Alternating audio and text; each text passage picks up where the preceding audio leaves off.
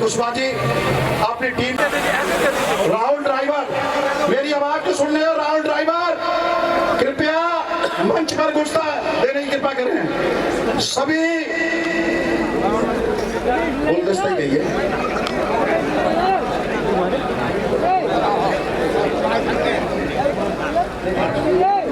रामपुर ठेकेदार जी जहां कहीं पर रहो, विधायक जी का स्वागत करें।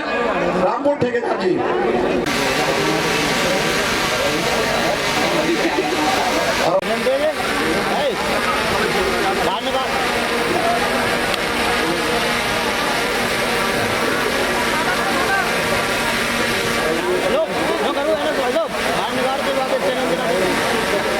पूरन सिंह जी पूर्व सरपंच बिजौली 51 किलो की माला लेकर के आए हैं। माननीय विधायक महोदय जी के स्वागत। माननीय चाहते हैं वो सभी से वहाँ सामने सेल्फी पॉइंट पर मिलेंगे। जब जाते वक्त माननीय विधायक महोदय जी का वो और जाते वक्त आप स्वागत करके जाएंगे। भैया सामने तो एक साइड मैं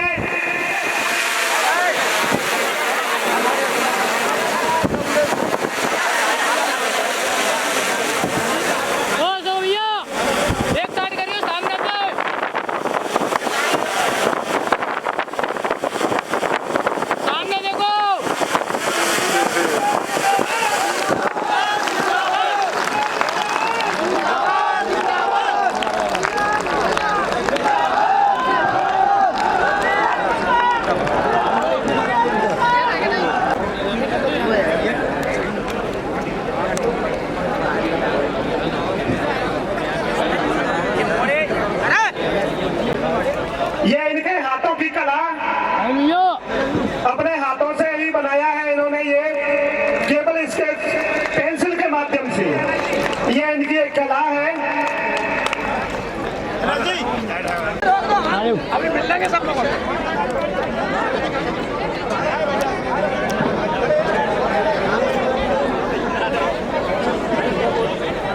जोरदार तालियों के साथ माननीय विधायक महोदय जी के लिए।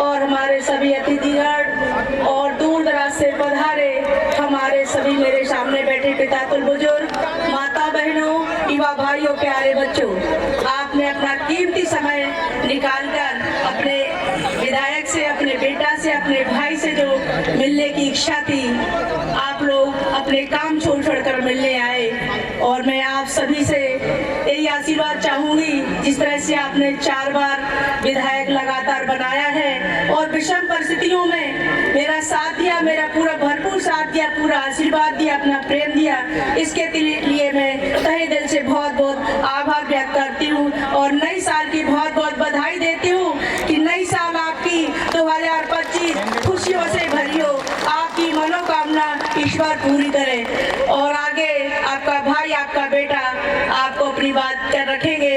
बस इतने शब्दों के साथ अपनी बाणी को विराम देती हूँ। राम राम सा, जय हिंद, जय भारत। ये थे आपके विधायक शोभारानी कुशवाहा जी। तो नारियों ने भी चूड़ियों को उतार करके तलवार थाम ली है और मान मर्यादा का अपने हाथ में तलवार लेकर के समाज की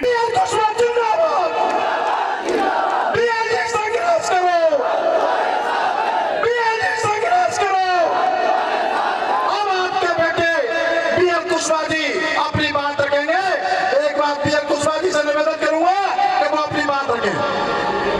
इस नववर्ष मिलन समारोह में मेरे सभी पिता तुल्य बुजुर्गों, माताओं, बहनों और मेरे सभी युवा साथियों, आप सभी को मेरी राम राम और नववर्ष की बहुत बहुत शुभकामनाएं। ईश्वर आपके परिवार में ढेर सारी खुशियां लेकर के आए, ऐसी मेरी मनोकामना है। तो आपको सभी लोगों को नववर्ष की बहुत बहुत शुभकामनाएं देता हूं। दोस्तों, आज मुझे बहुत से लोगों का आभार व्यक्त करना है। उसकी पहली कड़ी में मैं आभार व्यक्त करना चाहता हूं मेरी कोर टीम का, मेरी एक ऐसी कोर टीम जिन्होंने मेरी अनुपस्थिति में खुद बीएल बन करके काम किया और जितनी मेहनत मैं कर सकता था उससे दोगुनी मेहनत मेरी टीम के लोगों ने की। तो मैं अपनी पूरी कोर टीम को आभार व्यक्त करता हूं, आप लोगों को बहुत बहुत धन्यवाद देता हूं कि आप लोगों ने जो मेरे लिए किया है इसको मैं पूरे जीवन भर नहीं भूलूंगा। इसके बाद में मैं आभार व्यक्त करना चाहता हूं अपने सभी सर्व समाज के कार्यकर्ताओं का, अपने चाहने वालों का, आप सभी लोगों का, कि आप लोगों ने मेरे अंदर रहते हुए भी मुझे कभी ये एहसास नहीं होने दिया कि मैं अंदर हूं। क्योंकि यहाँ बाहर सर्व समाज के जो मेरे युवा साथी थे, मेरे बुजुर्ग थे, उन सभी ने अपना बेटा समझ करके कभी किसी भी समाज ने ये नहीं सोचा कि ये कुशवाहा समाज का लड़का है। हर व्यक्ति ने, हर समाज ने ये महसूस किया, चाहे वो जाटव समाज हो तो उसने अपना बच्चा समझा, चाहे वो ब्राह्मण समाज हो तो अपना बच्चा समझा, चाहे वो त्यागी समाज हो उन्होंने अपना बच्चा समझा, चाहे वो लोधा समाज हो उन्होंने अपना बच्चा समझा। किसी भी समाज के व्यक्ति ने मुझे कभी पराया नहीं होने दिया। और इसी का नतीजा है कि लगातार 4 बार से आपने अपने बेटे की इज्जत बचाए रखी है। तो मैं सभी समाजों को हाथ जोड़ करके नमन करता हूं कि आप लोगों ने जो मेरा बुरे वक्त में साथ दिया है उसके लिए कोट कोट नमन। उसके बाद में मैं आभार व्यक्त करना चाहता हूं अपने कुशवाहा समाज का। ऐसी कुशवाहा समाज का जिन्होंने बीएल कुशवाहा को पहले एकजुट होकर के अपने समाज का नेता बनाया और सर्वसम्मति से नेता बनाया, एकजुट होकर के नेता बनाया और अपने वचन को पूरी तरीके से निभाया। क्या वचन निभाया? आप सभी को पता है कि जब मैं राजनीति में आया था तो मैं स्वयं अपनी इच्छा से राजनीति में नहीं आया था। मुझे राजनीति में लाने के लिए मेरी समाज के बुजुर्ग जो आज यहाँ भी बैठे हुए हैं, इस मंच पर भी मौजूद हैं और सामने भी बैठे हुए हैं, सब लोगों ने आकर के मुझे कहा था कि भाई तेरे जैसे व्यक्ति की राजनीति में जरूरत है, समाज को जरूरत है, आपको राजनीति में आना ही पड़ेगा। तो मैंने बोला था कि भाई मैं तो एक बिजनेसमैन आदमी हूँ, मैं लोगों को रोजगार दे रहा हूँ और मैं इसी में खुश हूँ, मुझे कोई आवश्यकता नहीं है राजनीति में आने की।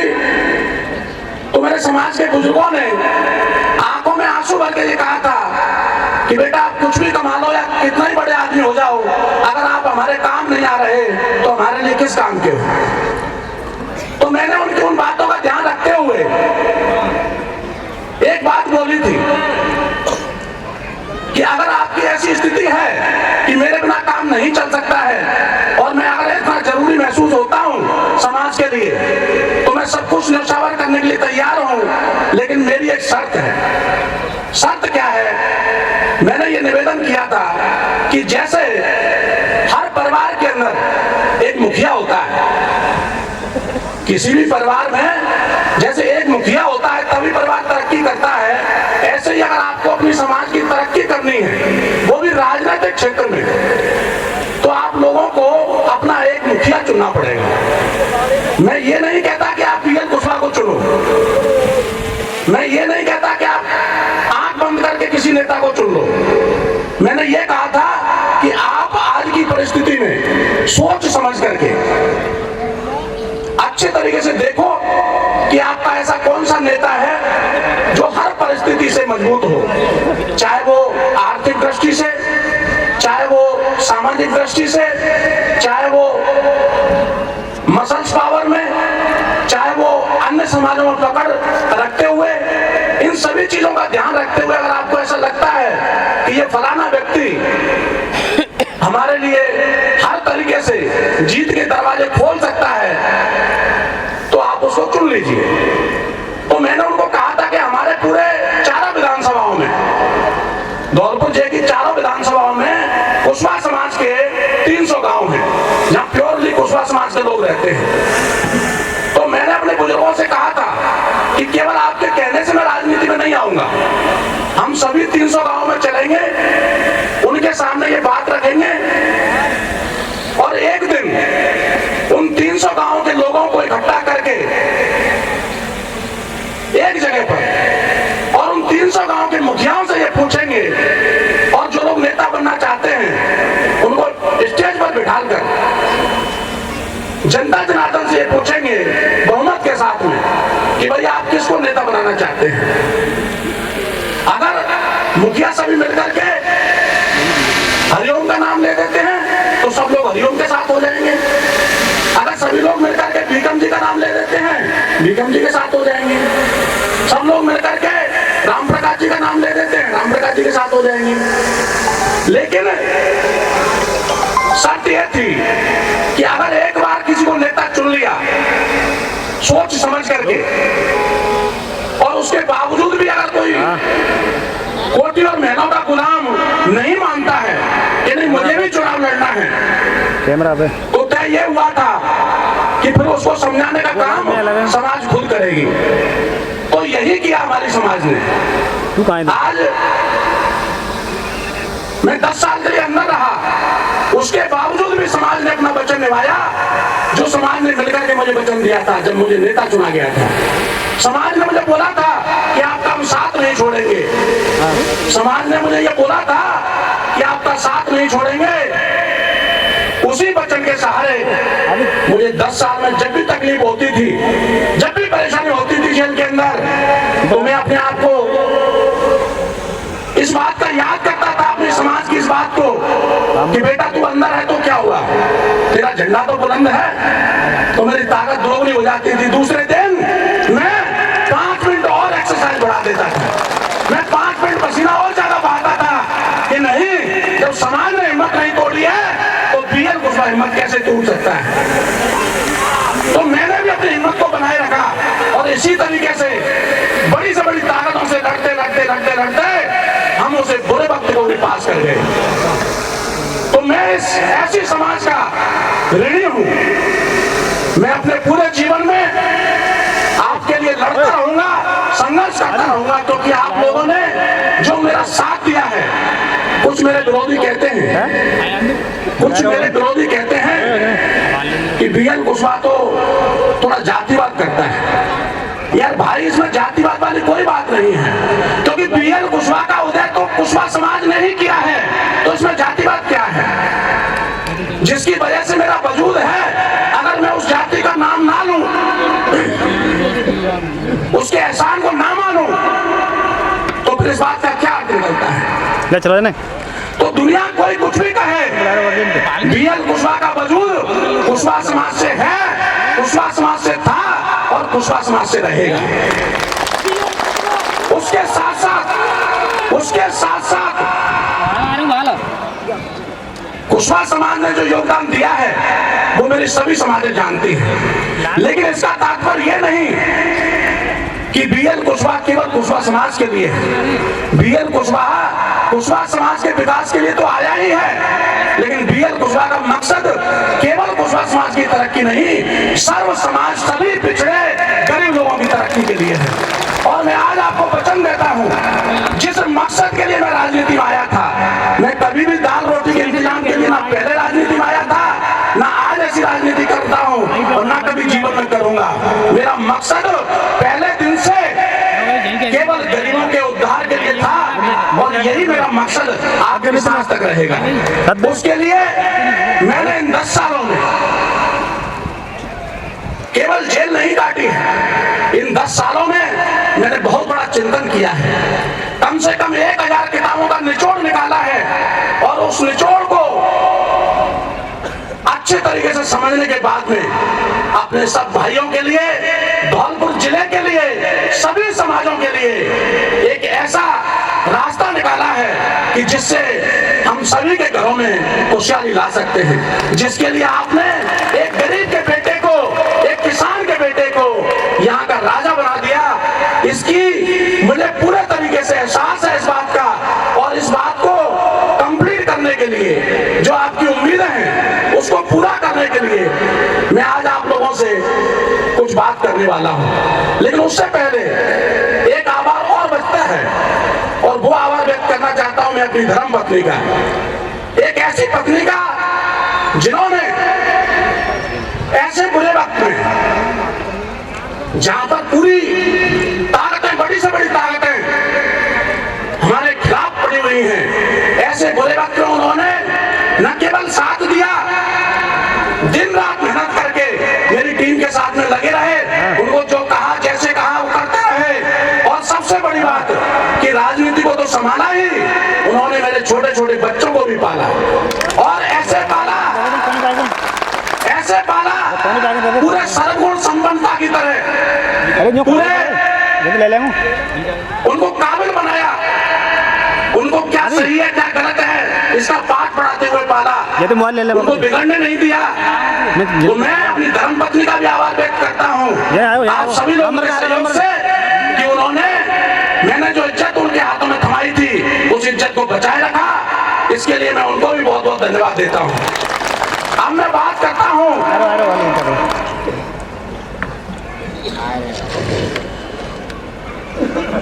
मेरे मकसद के बारे में, जिसके लिए मैं राजनीति में आया था। मेरा मकसद सिर्फ और सिर्फ एक ही था कि यहां पर कोटी और महलों की जो व्यवस्था है वो बहुत ही दयनीय है। यहाँ आम आदमी को आदमी से आदमी नहीं कहा जाता है। अगर उनके पिताजी की उम्र का भी मेरा अगर कोई बुजुर्ग उनके घर पर जाता है तो उनको नीचे बैठने की पोजीशन मिलती थी, और पानी पिलाना तो बहुत दूर की बात है, तमीज से बात भी नहीं की जाती थी। ये सभी समाजों के साथ होता था, केवल कुशवाहा समाज के साथ नहीं, सभी समाजों के साथ। तो मैं आपके उस दर्द के लिए राजनीति में आया हूँ, उस विकास के लिए राजनीति में आया था कि धौलपुर की धरती पर रोजगार के साधन जितने होने चाहिए थे वो कभी हुए नहीं। कभी शुरुआत हुई भी तो उनको बंद करा दिया, लेकिन कभी उनको बढ़ने नहीं दिया, क्योंकि वो जानते थे, वो भली बात ही जानते थे कि इन गरीब लोगों को अगर सक्षम बना दिया, इनको रोजगार से लगा दिया, तो ये हमारे सिर पर बैठ जाएंगे, हमसे बात करना सीख जाएंगे, हमारे बगल में कुर्सी डाल के बात करना सीख जाएंगे। इसलिए उन्होंने कभी यहाँ पर रोजगार नहीं दिया। और मेरा मकसद पहले ही दिन से राजनीति में आने से पहले मैंने यहाँ पर एक फैक्ट्री डाल दी थी, उसी का नतीजा है। मेरी इन कोटी महलों से कोई जाति दुश्मनी नहीं है, केवल एक ही दुश्मनी है कि उनको ये एहसास हो गया था कि ये लड़का रुकने वाला नहीं है। जब ये राजनीति में आने से पहले लोगों को रोजगार दे सकता है, तो अगर इसके पास राजनीति की ताकत आ गई तो पता नहीं कितना रोजगार देगा। इसलिए इन्होंने मुझे अपने रास्ते से उठाया और कोशिश करते रहे कि अंदर ही पड़ा रहे, बाहर नहीं आए। लेकिन मेरे बुजुर्गों का आशीर्वाद, आप सभी लोगों की दुआएं आपके बेटे को बाहर लेकर के आ ही गई। इसलिए अब वक्त आ गया है कि मैंने, आप लोगों ने जो मेरे लिए किया है उसको तो मैं अपने कई जन्मों तक आपके लिए काम करता हूं तो भी नहीं चुका सकता, लेकिन फिर भी अपने पूरे जीवन में ये प्रयास करूंगा कि आपके घर में खुशी कैसे आए। तो उसके लिए 3 चीजें जरूरी है जो मैंने एनालिसिस किया है, मैंने विचार विमर्श किया है। मेरे हिसाब से आप लोगों के परिवार में खुशहाली लाने के लिए 3 चीजों की बहुत आवश्यकता है। पहली है शिक्षा, दूसरी है व्यापार और तीसरी है एकता। तो पहले मैं बात करूंगा शिक्षा के बारे में। हम सभी समाजों में, आज लगभग सभी समाजों में शिक्षा का स्तर बढ़ रहा है, इसमें कोई शक नहीं है। जो पहले, आज से 20 साल पहले स्थिति थी वो पिछले 10 साल में नहीं थी, और जो 10 साल में थी वो आज नहीं है, और आने वाले 10 साल में और स्थिति अच्छी होगी। लेकिन मेरा ये कहना है आप लोगों से कि शिक्षा एक ऐसा हथियार है, शिक्षा एक ऐसा हथियार है जो एक गरीब को राजा बना सकता है, एक बुरी से बुरी स्थिति के व्यक्ति को राजा बना सकता है। उदाहरण आप लोगों के सामने है कि कोई बच्चा जब हमारा IAS IPS बन जाता है तो आप सोचो कैसे कोठी और महल वाले लाइन में खड़े होकर के इंतजार करते हैं 2-2 घंटे 4-4 घंटे। ये किस चीज की ताकत है? ये शिक्षा की ताकत है। इसलिए आप लोगों को इसको ताकत को समझना पड़ेगा। हम सभी यहाँ पर, हमारा जिला पूरा पिछड़े जिलों में ही आता है। हमारा जिला जिसमें सभी समाज रहती हैं, कुछ 5-10% लोगों को निकाल दिया जाए तो हम 90% लोग पिछड़े हुए हैं। और वो इसलिए पिछड़े हुए हैं क्योंकि हम लोग शिक्षा में पीछे हैं। तो हमें अपने बच्चों के लिए ये वचन लेना पड़ेगा कि हर हालत में हमें अपने परिवारों के बच्चों को, अपने समाजों के बच्चों को पूरे तरीके से शिक्षित करना है। शिक्षित करने से मतलब कम से कम उसको कॉलेज भेजना है। हमारे यहाँ क्या होता है कि जैसे ही बच्चा 8वीं 10वीं में पहुंचता है, 11वीं में पहुंचता है, तो सगाई वाले पीछे लगना स्टार्ट कर देते हैं और उसका जल्दी से जल्दी ब्याह कर देते हैं। अब आप सोचिए, जब 10वीं 12वीं पढ़ने वाले बच्चे की तुम शादी कर दोगे तो क्या ही विकास करेगा, फिर क्या पढ़ाई करेगा। तो इसलिए मेरा आप सब लोगों से हाथ जोड़ के निवेदन है कि वास्तव में अगर आप अपने बच्चों की तरक्की चाहते हैं तो आप थोड़ा सा उनको मदद कीजिए और उसकी शादी जल्दी ना कीजिए, उसकी पूरी पढ़ाई होने दीजिए। और जिस क्षेत्र में आपका बच्चा काबिलियत रखता हो, आप जबरदस्ती ना कीजिए उसके साथ में कि वो खेलने में तो खेलता तो फुटबॉल है और आप उसको बोल रहे हो कि नहीं तुम तो जाकर के और आईपीएस बन जाओ, तो नहीं, वो आईपीएस नहीं बनेगा। उसका जिस क्षेत्र में मन लगता हो, जिस क्षेत्र में उसकी रुचि हो, आप उसको उसी क्षेत्र में बढ़ने दीजिए, तभी वो तरक्की कर पाएगा। तो पहला जो हथियार है वो शिक्षा का हथियार है। इसको हमें हर तरीके से अपने पास लेना होगा। जिस दिन आपने इस हथियार की धार को पहचान लिया तो आप समझ लेना कि दुनिया की कोई भी ताकत आपके बच्चों को आगे बढ़ने से नहीं रोक सकती है। दूसरी बात मैं कहना चाहता हूं वो है व्यापार। ये 4 शब्द मेरे दोस्तों ऐसे शब्द हैं जो धरती पर आपको इस कलयुग में सबसे ज्यादा इज्जत दिलाने वाले हैं। क्योंकि जिसके पास पैसा है आज सम्मान का हकदार वही है। ये आपने देखा होगा, अगर आपके पास पैसा नहीं है तो आपके रिश्तेदार भी ये कहेंगे कि नहीं, ये मेरा खास रिश्तेदार नहीं है भाई, ये तो मेरा दूर का रिश्तेदार है। इसलिए जीवन में अगर आप मान सम्मान पाना चाहते हैं तो आप ये वचन लीजिए। मैंने जो मुहिम छेड़ी है कि मैं अपने सभी चाहने वालों के घर में एक एक बच्चे को बिजनेसमैन बनाऊंगा, एक एक बच्चे को, कम से कम एक बच्चे को व्यापार हमें सिखाना है और उसको आगे बढ़ाना है। जो बच्चा, जिस बच्चे को व्यापार करने में तकलीफ आती है, जिस बच्चे को व्यापार करने में कोई तकलीफ आती है, उसके लिए रास्ते हम बनाएंगे।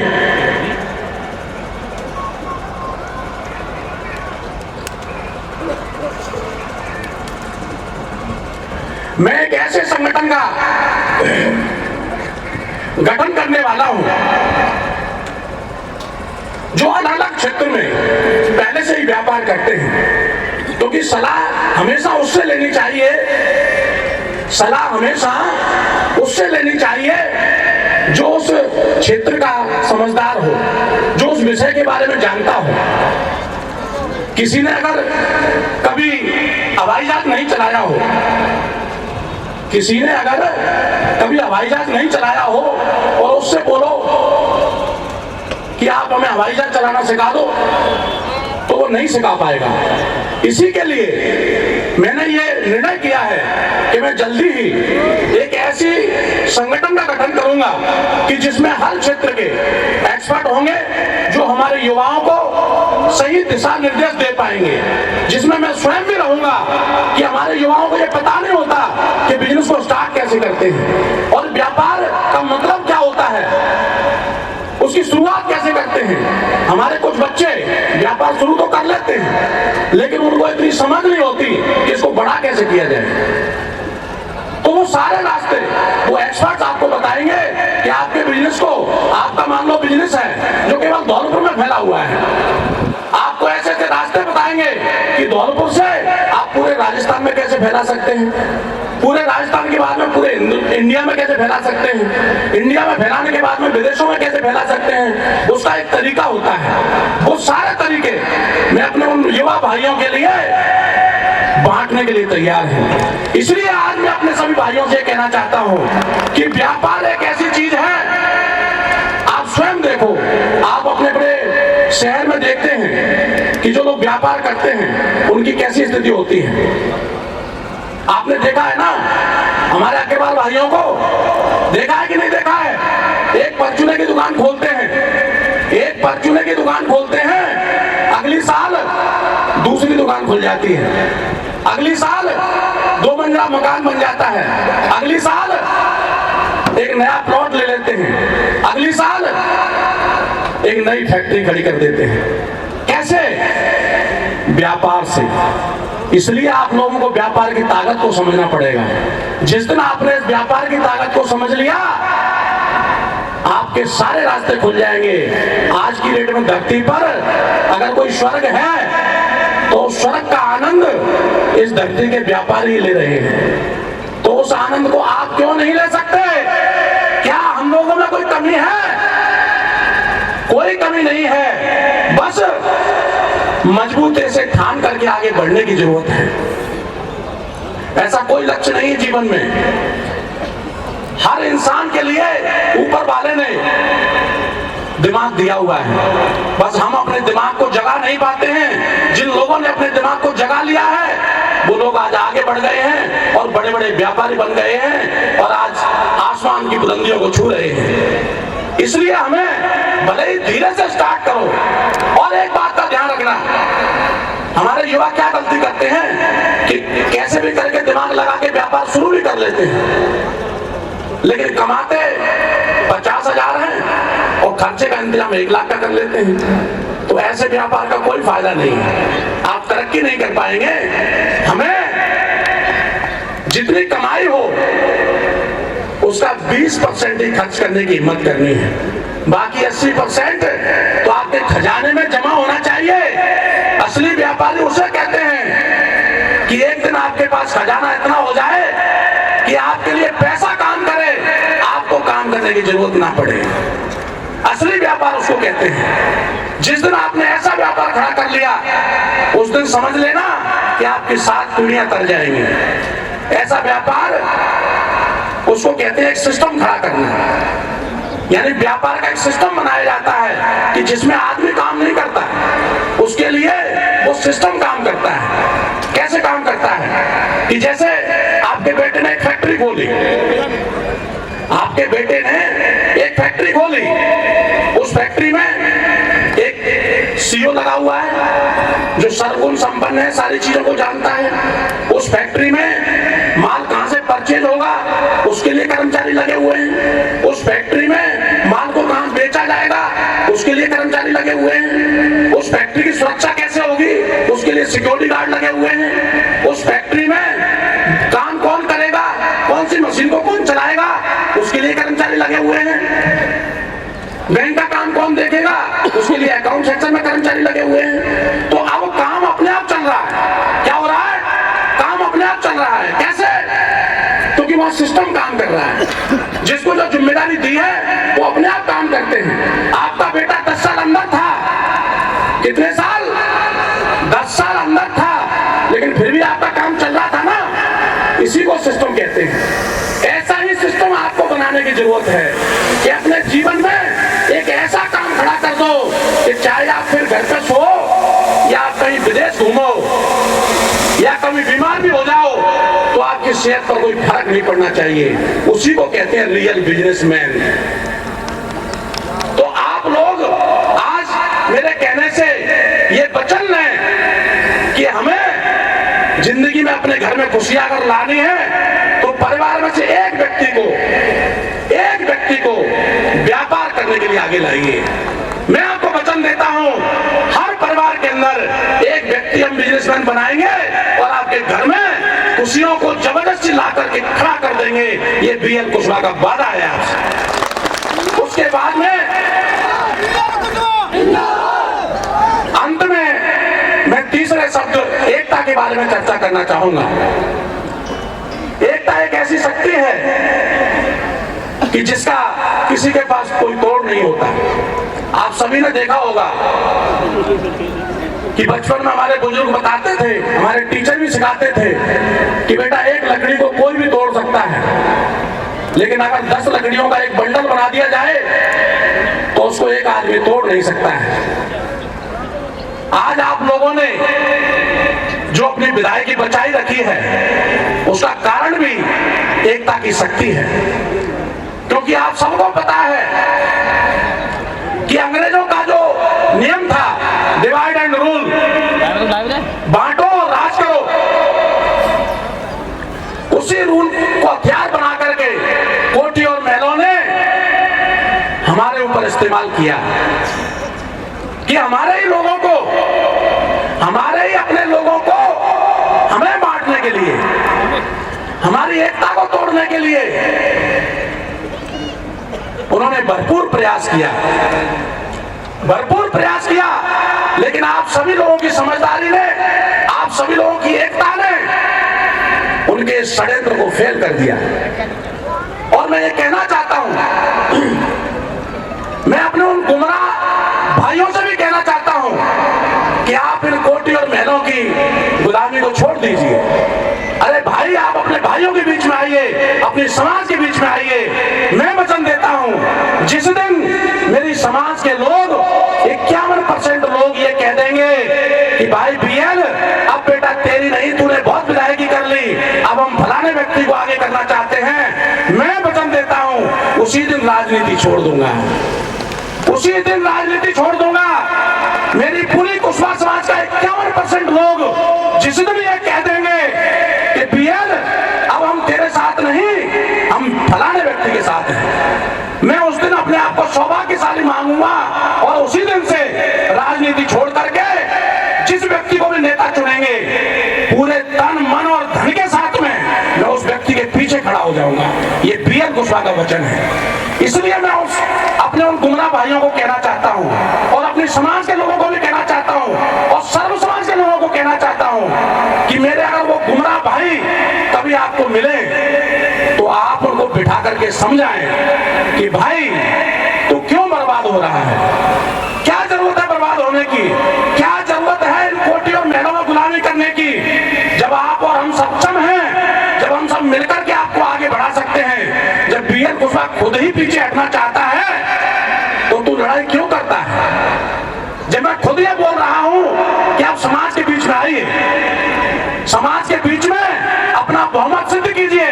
अगर समाज को ऐसा लगेगा कि वास्तव में ये व्यक्ति हमारी तरक्की कर सकता है, ये व्यक्ति बीएल कुशवाहा से ज्यादा तरक्की कर सकता है, तो निश्चित ही समाज उसका बहुमत से स्वागत करेगी कि नहीं करेगी।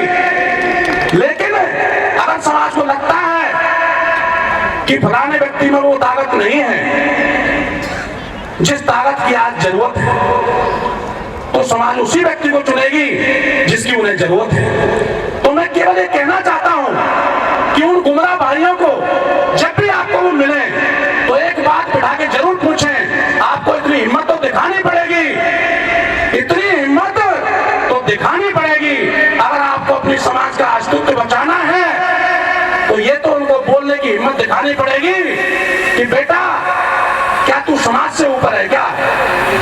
अगर तू समाज से ऊपर है तो फिर तुझे समाज में आने की जरूरत नहीं है, और अगर समाज के साथ है तो समाज के बीच में बैठ करके अपना रास्ता बदल ले, समाज के बीच में बैठ करके समाज को बोल कि मैं राजनीति करना चाहता हूं। बीएल कुशवाहा तो खुद पीछे होना चाहता है। तो ये ताकत वाले हैं, न कर मानने वाले हैं, वो तो अपना षड्यंत्र तोड़ने का और हमें बांटने का करते रहेंगे और एक न एक दिन इस समाज का सत्यानाश कर देंगे। जिस गुलामी से अपन सब लोगों ने मिलकर के आजादी पाई है, ये दोबारा से हमें उसी स्थिति में ले जाएंगे। इसलिए मैं आप सब लोगों से कहना चाहता हूं कि कभी भी हमारे वो गुमराह भाई मिले तो आप उनको बैठ के कहिएगा कि भाई समाज के बीच में बैठ लो, और बीएल कुशवाहा खुद पीछे हो जाएगा, कोई दिक्कत वाली बात नहीं है। समाज जिस दिन ये कह देगा कि 51% लोग बीएल कुशवाहा के साथ में नहीं है, लेकिन जब तक 51% लोग समाज के मेरे साथ हैं, तब तक तो भाई मैं समाज को नहीं छोड़ सकता अंधेरे में, क्योंकि इन्होंने मेरे लिए बहुत संघर्ष किया है, इन्होंने मेरे लिए बहुत बड़ी एकता दिखाई है। तो तब तक तो मैं मैदान नहीं छोड़ूंगा जब तक समाज मुझे नहीं बैठने को कहेगी। 1 मिनट रोक लियो। तो आज मैं फिर आपसे पूछना चाहता हूँ, आज पूरी 4 विधानसभाओं के मेरे सर्व समाजों के साथ साथ, चाहने वालों के साथ साथ मेरी समाज के भी मुखिया मौजूद हैं। मैं आप सभी से एक बार फिर अंत में पूछना चाहता हूं कि क्या मैं इस काबिल हूं, क्या मैं राजनीति करूं या छोड़ दूं? अगर मैं राजनीति करता हूं और आप चाहते हैं कि मैं राजनीति करता रहूं, तो सब लोग हाथ उठा करके मेरा समर्थन कीजिए, जिससे मैं पूरी ताकत के साथ में आपके लिए लड़ाई लड़ता रहूं। मैं आप सब लोगों का बहुत बहुत आभार व्यक्त करता हूं। आपका ये प्यार, आपकी ये मोहब्बत मैं अपने जीते जी कभी पीछे भी हटूंगा। आपके भाई BL कुशवाहा का बहेगा, मैं कभी आपको अंधेरे में नहीं छोड़ूंगा। आपके लिए संघर्ष करता रहूंगा, करता रहूंगा, करता रहूंगा। जय हिंद, जय भारत। संघर्ष करो, हम तुम्हारे साथ हैं। BL संघर्ष करो, हम तुम्हारे साथ हैं। हाथ जोड़ के आपके चरणों में निवेदन है कि कोई जल्दी नहीं है घर जाने की। आज आप लोगों ने अपना समय अपने भाई के लिए निकाला है, मैं आपका एहसानमंद हूँ। तो जल्दी ना करें, आप तसल्ली से बैठ जाएं, धीरे धीरे जिनको जो दूर से आए हुए हैं उनको खाना खाने दें। एक एक व्यक्ति से मैं मिलूंगा खड़े होकर के।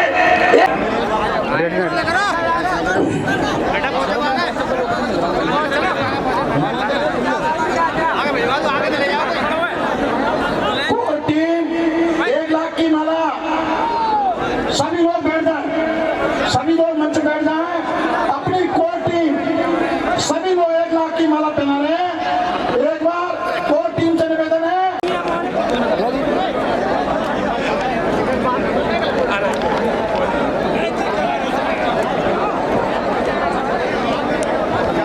आपके लाडले विधायक जी ने आपसे चरणों में निवेदन किया है कि आप सभी लोग खाना खा के जाएं।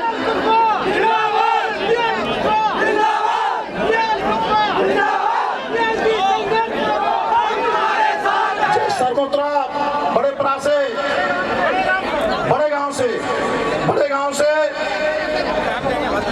काफी बड़ा लंबा सापा के साथ स्वागत करते हुए अपने लाडले बेटे का BL कुशवाहा संघर्ष करें, हम तुम्हारे साथ हैं। BL कुशवाहा संघर्ष करें, हम तुम्हारे साथ हैं। BL कुशवाहा। सभी लोगों से मेरा हाथ जोड़ के निवेदन है, कृपया भपड़ ना करें। BL कुशवाहा जी आपके बीच में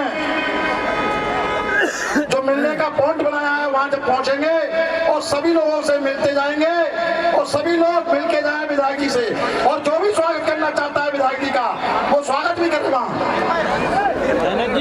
कोर टीम से मेरा निवेदन है, कोर टीम आए और विधायक BL कुशवाहा जी का 1 लाख के माला से स्वागत करते हुए विधायक जी।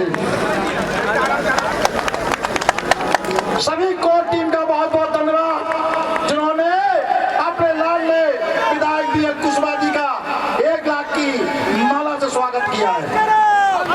BL कुशवाहा जिंदाबाद, BL कुशवाहा जिंदाबाद, BL जी संघर्ष करो,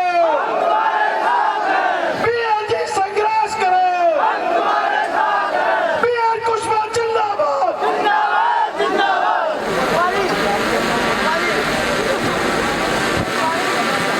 अब सभी से हाथ जोड़कर निवेदन है, कोर टीम वालों से भी निवेदन है कि आप लोग अपनी अपनी जगह पे बैठ जाएं।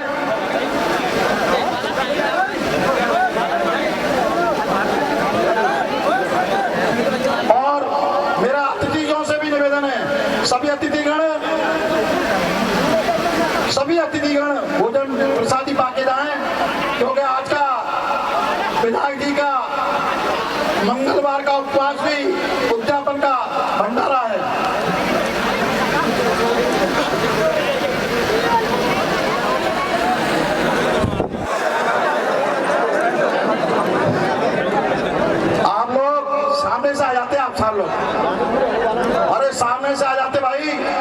ये सापा वाले सामने से आ जाते। सेल्फी पॉइंट में जो भी स्वागत करने वाले हैं, जो भी विधायक जी का स्वागत करने वाले हैं, उनसे मेरा हाथ जोड़ के निवेदन है सेल्फी पॉइंट में पहुंच जाएं सभी। और जो जिन्होंने खाना खा लिया वो भी, और जिन्हें खाना नहीं खाया है वो खाना खाने पहुंचे।